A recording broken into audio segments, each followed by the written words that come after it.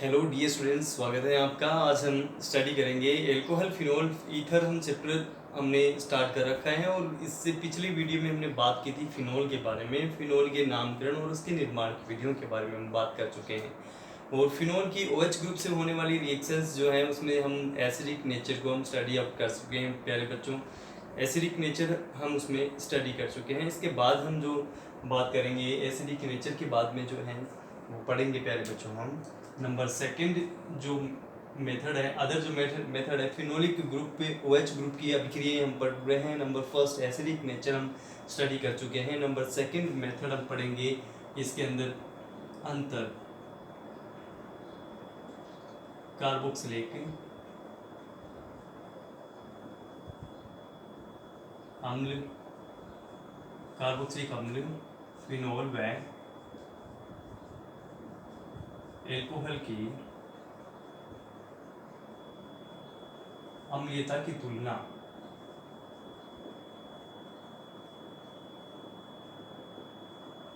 हम कंपैरिजन करेंगे प्यारे बच्चों, कार्बोक्सिलिक अम्ल, फिनोल व एल्कोहल की अम्लीयता की हम तुलना करेंगे, कंपैरिजन करेंगे। तो देखिए कार्बोक्सिलिक अम्ल का फॉर्मूला हमने लिख लिया CH3COOH। एसिडिक अम्ल हमने लिया है, एसिटिक अम्ल नंबर फर्स्ट। नंबर सेकंड हमने ले लिया प्यारे बच्चों CH3CH2OH एथेनॉल। और नंबर थर्ड हम इसमें ले लेते हैं प्यारे बच्चों फिनोल। फिनोल का फॉर्मूला लिखते हैं हम इस प्रकार से, हमने ले लिया फिनोल।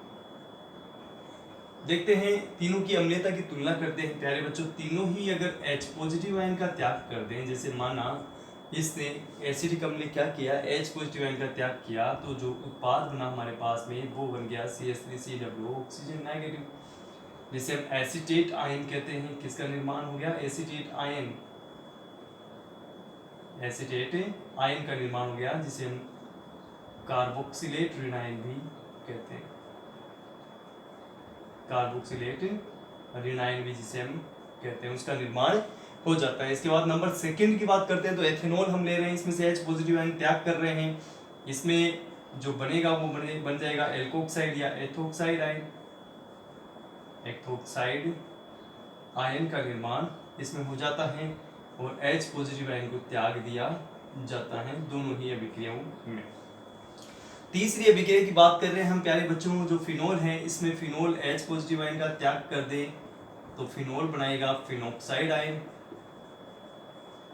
इस फिनोल ने क्या बना दिया, फिनोक्साइड आयन का निर्माण कर लिया।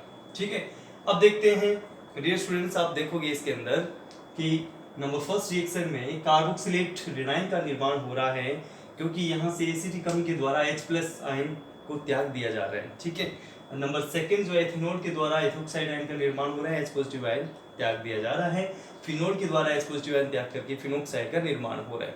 अब आप देखोगे कि तीनों ही अम्लीय प्रकृति दर्शाते हैं, first compound, second compound and third compound. ये तीनों ही रिएक्शन अम्लीयता को शो करती है, अम्लीय प्रकृति दर्शाती है। लेकिन हमें कंपैरिजन करना है कि कौन अधिक अम्लीय होता है और कौन कम अम्लीय होता है। जिसकी अम्लीयता ज़्यादा होती है और उसको हम यहाँ पे आइडेंटिफाई करेंगे, जिसकी अम्लीयता कम होती है उसको हम पहचानेंगे। ठीक है, तो देखिए पहले बच्चों, जो कार्बोक्सिलिक अम्ल होता है उसमें एसीटेट आयन का निर्माण होता है, जो कि अनुनाद दर्शाता है। क्या दर्शाता है, अनुनाद दर्शाता है। यहाँ पे जो एथेनॉल है यह अनुनाद नहीं दर्शाता है। एथेनॉल क्या करता है, अनुनाद नहीं दर्शाता है। एथोक्साइड आयन जो बनेगा वो अनुनाद न दर्शाने के कारण क्या हो जाएगा, अस्थायी हो जाएगा। ये क्या हो जाएगा प्यारे बच्चों, अस्थायी होता है। क्यों, अनुनाद नहीं दर्शाता है। क्या नहीं दर्शाता है, अनुनाद नहीं दर्शाता है। ठीक है, एथोक्साइड आयन का निर्माण हो रहा है, ये क्या होता है, अस्थायी होता है, क्योंकि ये अनुनाद नहीं दर्शाता। फिनोक्साइड आयन जो है वो अनुनाद दर्शाता है, अनुनाद इसमें पाया जाता है और ये क्या होता है, इसी कारण से स्थायी हो जाता है। अनुनाद दर्शाने के कारण क्या हो जाता है, ये स्थायी हो जाता है। ठीक है, तो H प्लस आयन आसानी से त्यागा जाएगा क्योंकि फिनोल अधिक स्थायी फिनोक्साइड आयन में कन्वर्ट होना चाहेगा और फिनोक्साइड में ये कन्वर्ट होकर के H प्लस आयन को त्याग देगा। ये एक स्थायी संरचना होती है और अनुनाद इसमें पाया जाता है। इस कारण से ये अम्लीय प्रकृति दर्शाता है। किसकी तुलना में अधिक, एल्कोहल की तुलना में अम्लीय प्रकृति किसकी अधिक होती है, इसे फिनोल की अधिक होती है। मतलब इन दोनों में कंपैरिजन करें तो यहाँ पर अम्लीय प्रकृति किसकी अधिक हो जाएगी, फिनोल की अधिक हो जाएगी इसकी तुलना में, एल्कोहल की तुलना में। अब हम बात करते हैं एसिटिक अम्ल की। ये जो कार्बोक्सिलेट विनाइल होता है ये भी क्या दर्शाता है, अनुनाद दर्शाता है और ये भी क्या कर लेता है, ये भी स्थायी हो जाता है अनुनाद दर्शा करके। अब प्यारे बच्चों ये कार्बोक्सिलेट विनाइल जो बना ये भी क्या दर्शाता है, अनुनाद दर्शाता है। अनुनाद दर्शा करके क्या हो जाता है, ये स्थायी हो जाता है। अब हमें ये तुलना करनी है कि फिनोक्साइड और अनुनाद जो कार्बोक्सिलेट विनाइल बना है, एसीटेट आयन बना है, इन दोनों में से किसकी अनुनादी संरचना ज्यादा स्थायी होती है। तो ये जो कार्बोक्सिलेट विनाइल है इसकी अनुनादी संरचना अधिक स्थायी होती है, अधिक स्थायी होती है, अधिक स्थायी अनुनादी संरचना इसकी होती है। और इस फिनोक्साइड की अनुनादी संरचनाएं, फिनोल की अनुनादी संरचनाएं प्यारे बच्चों कम स्थायी होती है। ये क्या होती है, कम स्थायी होती है। किसकी तुलना में, इस एसिटिक अम्ल के कार्बोक्सिलेट विनाइल की तुलना में, क्योंकि इसमें जो ऋणावेश है वो केवल एक ऑक्सीजन परमाणु पर वितरित होता है। लेकिन कार्बोक्सिलेट विनाइल की अनुनादी संरचनाओं में देखेंगे ऋणावेश 2 ऑक्सीजन परमाणु पर बराबर वितरित हो जाएगा। जैसे हम इसकी अनुनादी संरचनाएं बनाते हैं कार्बोक्सिलेट विनाइल की, तो आप देखोगे डियर स्टूडेंट्स इस प्रकार से हम इसकी अनुनादी संरचनाएं लिख लेते हैं। CH3C double bond oxygen, oxygen negative. ठीक है, ऑक्सीजन नेगेटिव के इलेक्ट्रॉन्स जो थे वो यहाँ बॉन्ड का फॉर्मेशन कर देते हैं। कार्बन और ऑक्सीजन में विद्युत ऋणता ऑक्सीजन की अधिक होती है तो ऑक्सीजन पे क्या चला जाएगा, ऋण आवेश चला जाएगा। अब हम देखते हैं CH3C oxygen negative double bond oxygen, मतलब हम देखते हैं कि ये दोनों जो अनुनादी संरचनाएं हैं, दोनों ही जो अनुनादी संरचनाएं हैं प्यारे बच्चों, इन दोनों संरचनाओं में ये देखने पर पता चलता है कि 2 ऑक्सीजन परमाणु पर ऋणावेश का वितरण हो रहा है। ठीक है, 2 ऑक्सीजन परमाणु पर ऋणावेश का वितरण हो रहा है। इस कारण से ये जो अनुनादी संरचना है वह अधिक स्थायी होती है। यह अनुनादी संरचना अधिक स्थायी होती है किसकी तुलना में, फिनोक्साइड की अनुनादी संरचनाओं की तुलना में। यही कारण है कि जो एसिटिक अम्ल है वह अधिक अम्लीय होता है किसकी तुलना में, एथेनॉल और फिनोल की तुलना में। इसका क्रम लिखे प्यारे बच्चों, तो क्रम कैसे लिख सकते हैं, एथेनॉल से अधिक किसकी होती है, एल्कोहल से अधिक किसकी होती है। यहाँ पे मैं एल्कोहल लिख देता हूँ डियर स्टूडेंट्स, एल्कोहल की तुलना में किसकी अधिक हो गई है, फिनोल की अधिक हो गई है। फिनोल की तुलना में किसकी अधिक हो गई है, कार्बोक्सिलिक अम्ल की हो गई है, कार्बोक्सिलिक अम्ल की सबसे अधिक होगी। ये अम्लीयता का ऑर्डर आ जाएगा प्यारे बच्चों, एल्कोहल, फिनोल और कार्बोक्सिलिक अम्ल में अम्लीयता का ऑर्डर हमने इस प्रकार से लिख दिया। तो ये हमारा टॉपिक कंप्लीट हो गया। कार्बोक्सिलिक अम्ल, फिनोल व एल्कोहल की अम्लीयता की तुलना हमने की है। अधिक किसकी होती है, अधिक होती है सबसे अधिक कार्बोक्सिलिक अम्ल की, क्योंकि ऋणावेश अधिक विद्युत ऋणी ऑक्सीजन परमाणु पर बराबर वितरित होता है और फिनोल पर केवल एक ऑक्सीजन पर ऋणावेश वितरित होता है। इस कारण से इसकी कार्बोक्सिलेट विनाइल की अनुनादी संरचना अधिक स्थायी होती है फिनोल की तुलना में, फिनोक्साइड की तुलना में। इस कारण से यह ज्यादा स्थायी होता है और H+ आयन का आसानी से त्याग कर देता है, जिस कारण कार्बोक्सिलिक अम्ल अधिक अम्लीय होता है किसकी तुलना में, फिनोल और एल्कोहल की तुलना में। ठीक है, ये बोर्ड में क्वेश्चन पूछा जा सकता है प्यारे बच्चों, मोस्ट इंपोर्टेंट आपके लिए क्वेश्चन हो सकता है, बहुत इंपॉर्टेंट है। एग्जाम की दृष्टि से हर बार इस टॉपिक से क्वेश्चन पूछे जाते हैं बोर्ड एग्जाम के अंदर, मोस्ट इंपोर्टेंट आपके लिए ये टॉपिक है। ठीक है, अब प्यारे बच्चों आगे हम स्टडी करेंगे, ये जो हमारा टॉपिक है ये यहाँ हम कंप्लीट करते हैं। अगला जो है हमारा टॉपिक वो कौन सा रहेगा उसके बारे में हम बात करते हैं प्यारे बच्चों। दूसरा जो हमारा टॉपिक है उसको हम स्टडी करते हैं। देखिए नंबर 3, इसमें हम पढ़ेंगे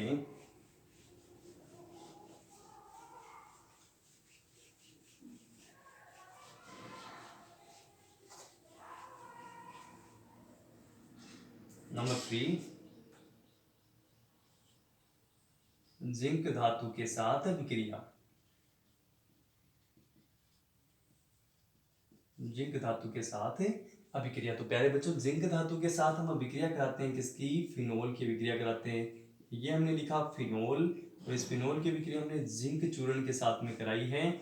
जिंक और ऑक्सीजन यहाँ से निकल जाएगा प्यारे बच्चों, मतलब ZnO को हमने इसमें से बाहर निकाल दिया है, जिंक ऑक्साइड को बाहर निकाल दिया।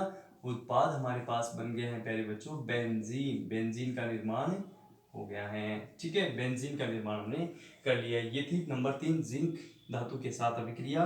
नंबर 4 अभिक्रिया हम फिनोलिक ग्रुप की करते हैं, OH ग्रुप की हम करते हैं। फिनोलिक ग्रुप की अभिक्रिया जो है अमोनिया के साथ, किसके साथ अभिक्रिया है? अमोनिया के साथ अभिक्रिया। अमोनिया के साथ अभिक्रिया, तो अमोनिया के साथ अभिक्रिया हम करते हैं प्यारे बच्चों। तो अमोनिया जो है वो लेंगे, फिनोल के साथ रिएक्शन कराएंगे। ये हमने लिखा फिनोल, और फिनोल के साथ हमने किसकी अभिक्रिया कराई है? अमोनिया की अभिक्रिया कराई है। अमोनिया मतलब HNH2 इस प्रकार से हमने लिख दिया है, और इस प्रकार से यहाँ से एक वाटर मॉलिक्यूल को हम इसमें से रिमूव कर देते हैं। OH का प्रतिस्थापन हो जाता है NH2 समूह के द्वारा, और उत्पाद जो है हमारा वो बन जाता है एनेलीन। क्या बन जाता है प्यारे बच्चों? एनेलीन का निर्माण हो जाता है। ये एनेलीन का निर्माण इसमें हो गया है। ठीक है, इसके बाद देखिए आगे नंबर 5 अभिक्रिया हम करते हैं।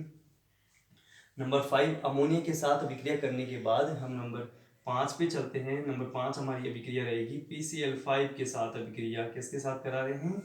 PCl5 के साथ अभिक्रिया। ठीक है, तो PCl5 के साथ हम करेंगे, तो हमने लिखा है ये फिनोल हमने लिख दिया C6H5OH फिनोल, इसकी अभिक्रिया करा दी है PCl5 के साथ।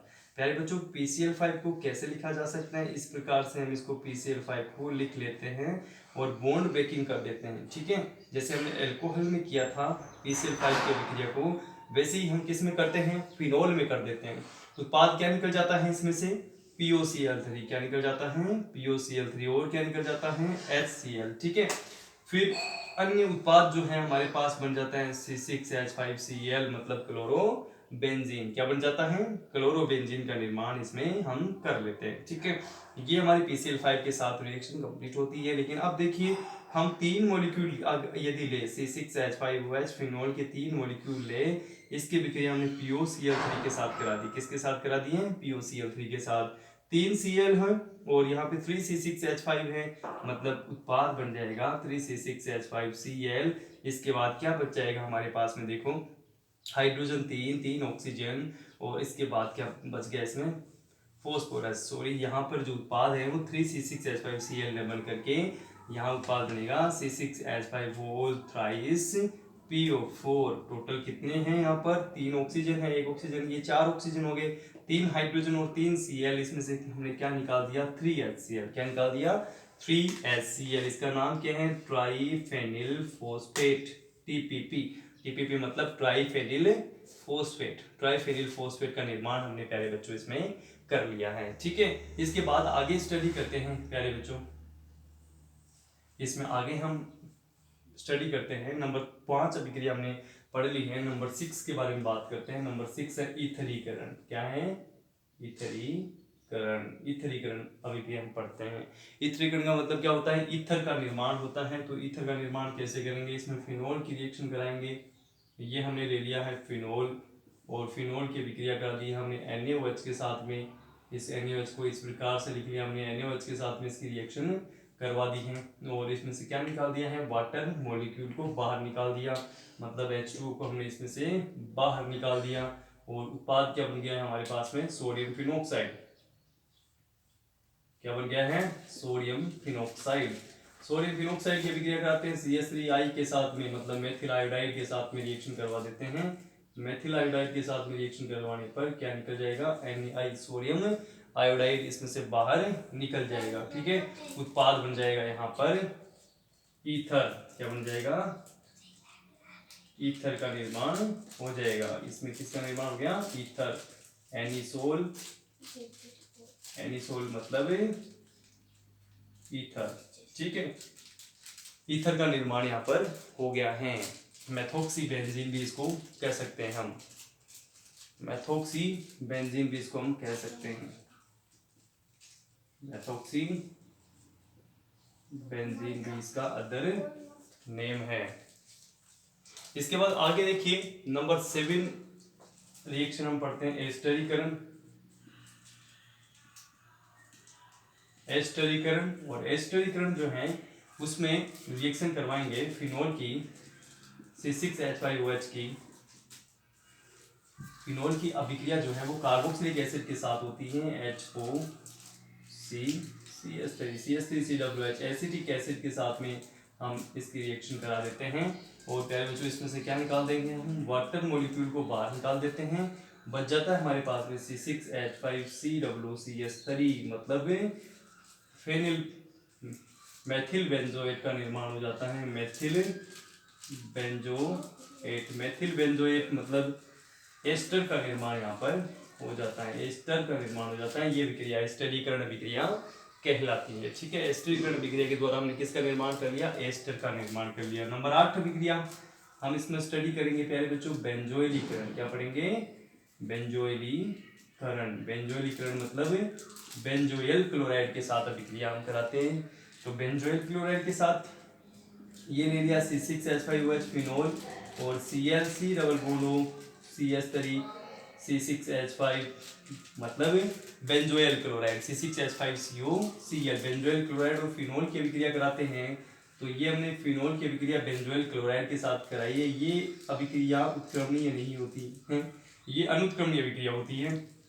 इसमें से हमने क्या निकाल दिया है, HCl मॉलिक्यूल को बाहर निकाल दिया। उत्पाद बन गया हमारे पास C6H5COO6H5 मतलब फेनिल बेंजोएट। किसका निर्माण हो गया, फेनिल बेंजोएट का निर्माण हो जाता है। यह अभिक्रिया कहलाती है बेंजोइलीकरण अभिक्रिया। ठीक है, इस अभिक्रिया में क्या निकल रहा था बाहर, वाटर मॉलिक्यूल, और इसमें क्या निकल रहा है, HCl इसमें से बाहर निकल रहा है। ठीक है, ये बेंजोइलीकरण अभिक्रिया कहलाती है। इस अभिक्रिया का नेम रिएक्शन है ये सोटन बोमन अभिक्रिया। सोटन बोमन अभिक्रिया के नाम से भी ये रिएक्शन जानी जाती है प्यारे बच्चों। किस नेम की रिएक्शन के नाम से, सोटन बोमन रिएक्शन के नाम से ये रिएक्शन जानी जाती है। बेंजोइलीकरण बेंजोइल क्लोराइड की अभिक्रिया किसके साथ, फिनोल के साथ।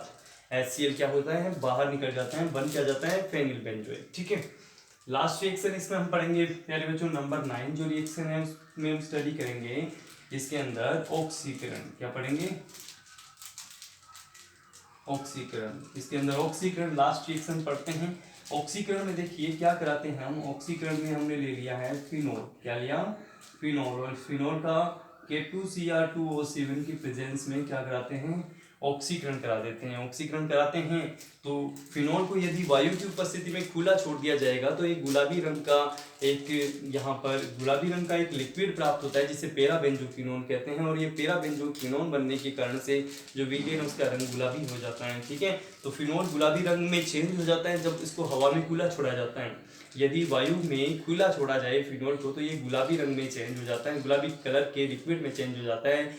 ऐसा कब होता है, जब पेराबेंजोक्विनोन बन जाता है। जैसे फिनोल का ऑक्सीकरण होगा तो क्या बन जाएगा, पेराबेंजोक्विनोन का निर्माण हो जाएगा। ये क्या बन गया प्यारे बच्चों, पेराबेंजोक्विनोन। ये पेराबेंजोक्विनोन का निर्माण होता है और इस कारण से इसका कौन सा कलर होता है, पिंक कलर इसका होता है। ठीक है, ये पेराबेंजोक्विनोन बनने के कारण से इसका पिंक कलर होता है। इसी के साथ प्यारे बच्चों ये हमारे जो फिनोलिक ग्रुप की रिएक्शंस है ये कंप्लीट होती हैं।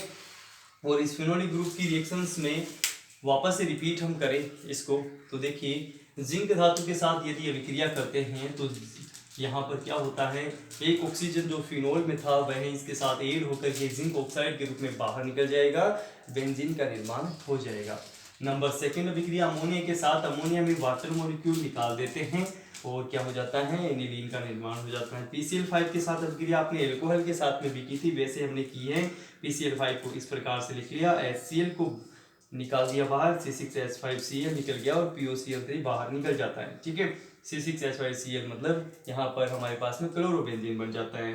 फिर 3 अणु यदि ले फिनोल के तो ये POCl3 के साथ अभिक्रिया कराएं तो 3 Cl और 3 C6H5, यहाँ से C6H5 यहाँ पर एक उत्पाद बनता है ट्राइफेनिल फॉस्फेट। क्या बनता है, ट्राइफेनिल फॉस्फेट एक उत्पाद बनता है। 3 हाइड्रोजन 3 Cl 3 HCl बाहर निकल जाते हैं। इसके बाद देखिए आगे ईथरीकरण का मतलब होता है ईथर का निर्माण। तो फिनोल की अभिक्रिया NaOH के साथ कराते हैं, जल का अणु बाहर निकाल देते हैं, यहाँ सोडियम फिनोक्साइड बन गया और सोडियम फिनोक्साइड के साथ अभिक्रिया कराते हैं तो CH3I की अभिक्रिया जब होती है तो Na सोडियम आयोडाइड बाहर निकल जाता है, Na सोडियम मेथोक्सीबेंजीन या मेथिल फेनिल ईथर का निर्माण हो जाता है। ठीक है, इसके बाद प्यारे बच्चों नंबर 7 एस्टरीकरण अभिक्रिया। एस्टरीकरण मतलब फिनोल की अभिक्रिया कार्बोक्सिलिक अम्ल के साथ करते हैं, इसमें निर्जलीकरण अभिक्रिया संपन्न होती है कंसंट्रेट H2SO4 की उपस्थिति में और मेथिल बेंजोएट या एस्टर का निर्माण यहाँ पर हो जाता है। ठीक है, नंबर 8 अभिक्रिया बेंजोइलीकरण मीन सोटन बोमन अभिक्रिया, मतलब फिनोल की अभिक्रिया हम कराते हैं बेंजोइल क्लोराइड के साथ में तो उत्पाद बनता है हमारे लिए फेनिल बेंजोएट। क्या बन जाता है? फेनिल बेंजोएट बन जाता है। फिर यदि ऑक्सीकरण कराते हैं फिनोल का K2Cr2O7 की उपस्थिति में तो ऑक्सीकरण करने पर फिनोल एक गुलाबी रंग के द्रव में चेंज हो जाता है जिसको कहते हैं पेराबेंजोक्विनोन। तो ये पेराबेंजोक्विनोन बनने के कारण फिनोल हमें वायु की उपस्थिति में इसमें पिंक कलर का गुलाबी रंग का नजर आता है। तो ये टॉक्सिक नेचर का होता है फिनोल और ये हवा में वायु में खुला छोड़ दिया जाए यदि इसको तो ये पेराबेंजोक्विनोन बना देगा, पेराबेंजोक्विनोन पिंक कलर में ये चेंज हो जाएगा। तो प्यारे बच्चों इसके बाद ये हमारा वीडियो यहीं पे हम कंप्लीट करते हैं और यहाँ फिर आगे इसके बाद में हम आपसे कोई क्वेश्चंस करते हैं इसके बारे में, इस टॉपिक के बारे में। ये जो टॉपिक हमने फिनोलिक ग्रुप की अभिक्रियाएं पढ़ी हैं इसके बारे में आपसे क्वेश्चन किए जा रहे हैं और क्वेश्चन का आंसर आपको देना है। ठीक है,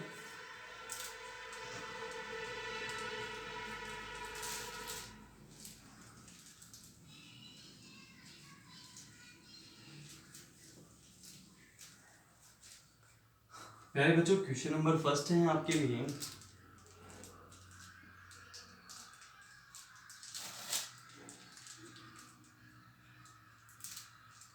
कार्बोक्सिलिक अम्ल फिनोल की तुलना में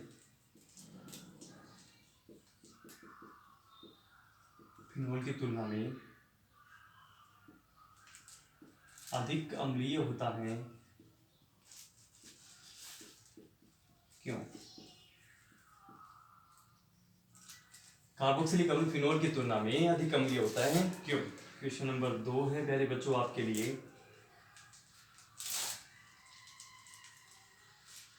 फिनोल एल्कोहल की तुलना में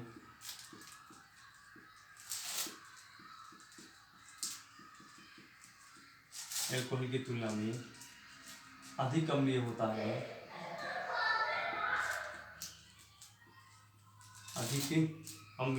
है, क्यों? कारण दीजिए। फिनोल जो होता है वो एल्कोहल की तुलना में अधिक अम्लीय होता है, क्यों? इसका कारण हमें देना है प्यारे बच्चों। क्वेश्चन नंबर 3 है आपसे जो पूछा जा रहा है वो है फिनोल से निम्न का निर्माण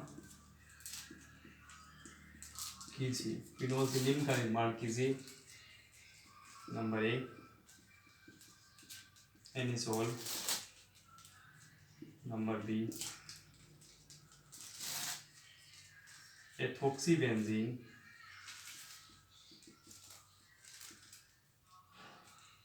नंबर सी फेनिल बेंजोएट,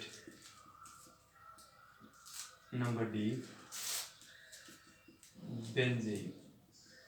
तो पहले बच्चों ये 3 क्वेश्चन हैं आपके लिए, तीनों ही मोस्ट इंपोर्टेंट क्वेश्चन हैं बोर्ड के एग्जाम की दृष्टि से। तो कार्बोक्सिलिक अम्ल फिनोल की तुलना में अधिक अम्लीय होता है, क्यों? इसका कारण आपको देना है। फिनोल एल्कोहल की तुलना में अधिक अम्लीय होता है, क्यों? इसका कारण देना है। और फिनोल से निम्न का हमें निर्माण करना है, एनिसोल, एथोक्सीबेंजीन, फेनिल बेंजोएट और बेंजीन, इनका आपको निर्माण करना है। तो प्यारे बच्चों आज का वीडियो आप लाइक कीजिए, शेयर कीजिए और चैनल को अगर सब्सक्राइब नहीं किया तो सब्सक्राइब कीजिए और लगातार वीडियोस आपके पास आते रहे, नोटिफिकेशन मिलते रहे तो हमारे यूट्यूब चैनल केमिस्ट्री ज्ञान बाई आर.पी. कुमार को सब्सक्राइब कीजिए। Thank you very much.